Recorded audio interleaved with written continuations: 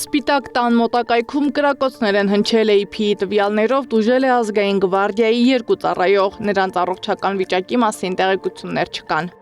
Թուրքիան 6.5 միլիարդ դոլար արժողությամբ ռազմական պայմանագրեր է կնքել Չինաստանի հետ օդային պաշտպանության և զենքերի համալիրների արդիականացման համար։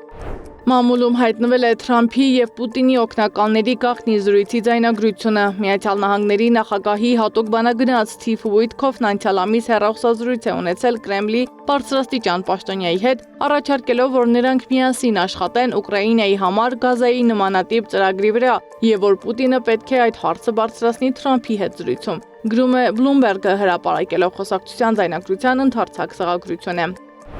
Ֆրանսիացի իրավապահները ձերբակալել են ևս 4 մարդու, որոնք կարող են կապ ունենալ Լուվրի աղմկահարույց կողոպուտի հետ։ Ձերբակալվածները 2 տղամարդ և 2 կին են 31-ից 40 տարեկան։ Իրավապահ մարմինները չեն մանրամասնել, թե կոնկրետ ինչի համար են կասկածում բերման ենթարկվածներին, նշում են միայն, որ կասկածյալների ընդհանուր թիվը հասել է 8-ի։ Հոնկոնգում հրդեհը մարել չի հաջողվում, զոհերի թիվը հասել է 36-ի, ևս 279-ը համարվում է անհետ կորած։ Հոնկոնգի բնակելի համալիրում բռնկված հրդեհի դեմ պայքարում է ավելի քան 760 հրշեջ։